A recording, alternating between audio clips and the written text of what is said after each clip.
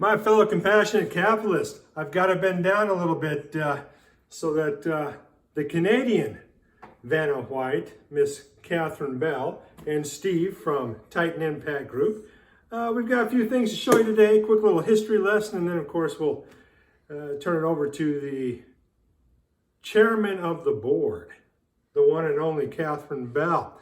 However, today, of course, we're going to talk about July 26, 1775, because guess what happened? I'm reading by candlelight now.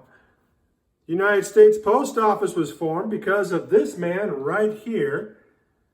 Vanna, if you want to point that out. Benjamin Franklin. I know you can't really see it that well, but it'll make it interesting for future episodes.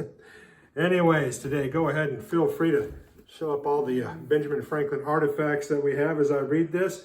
On July 26, 1775, the U.S. postal system is established by the Second Continental Congress with Benjamin Franklin.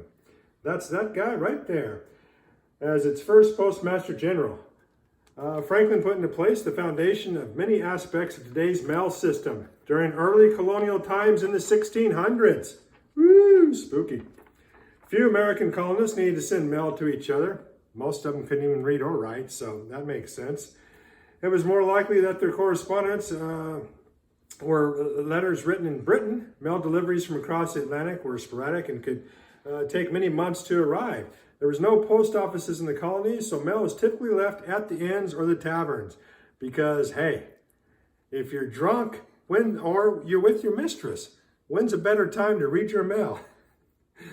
In 1753, Benjamin Franklin, who had been postmaster of Philadelphia. Philly, you can try to take Ben from us, but hey, Benjamin was Boston born and bred. You're just lucky that he happened to die in Philly. He became one of two joint postmaster generals for the colonies. He made numerous improvements to the mail system, including setting up new, more efficient colonial routes and cutting delivery time in half between Philadelphia and New York. Who gives a crap about New Yorkers? It should have been between that and Boston. Having the weekly mail wagons travel both day and night via relay teams, the original Pony Express. Franklin also debuted the first rate chart, which standardized delivery costs based on distance and weight. In 1774, British fired Franklin from his postmaster job because of his revolutionary activities.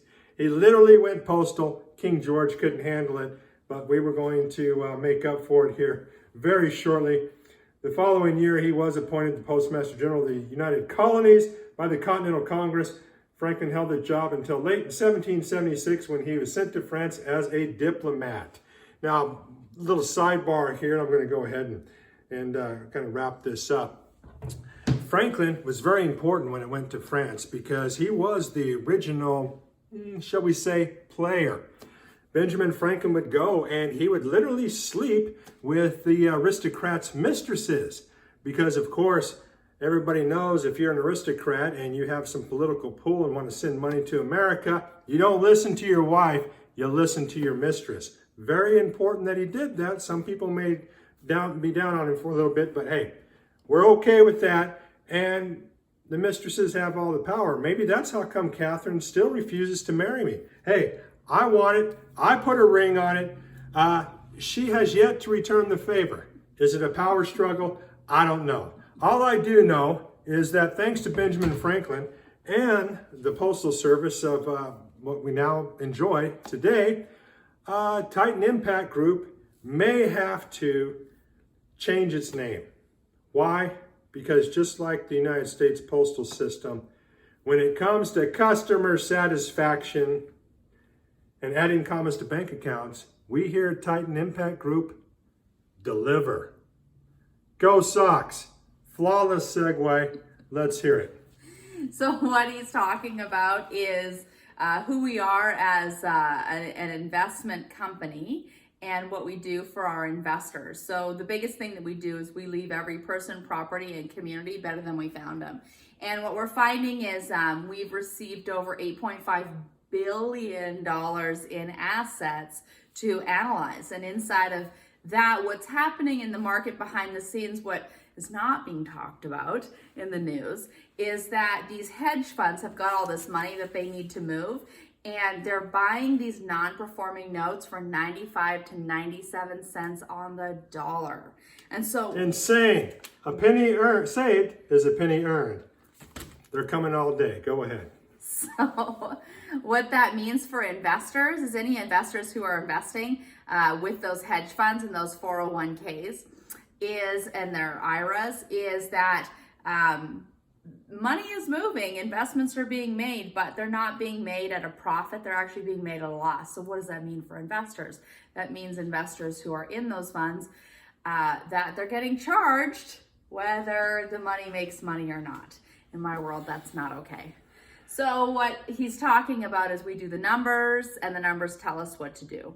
So all the notes that we buy, we make sure that they absolutely work for our investors, for the customers, obviously, and for us as well, and the communities. So we are very committed to doing everything we can to work with the borrowers to make sure that they get to stay in their homes, which in turn helps keep the communities intact, which in turn keeps our investors happy. So it's a win-win-win scenario every single place that we are. So again, we are leaving every person, property, and community better than we found them. And as he was talking about, Mr. Benjamin Franklin made sure that he was a part of making that happen too, and keeping communities and everybody connected through the Postal Service.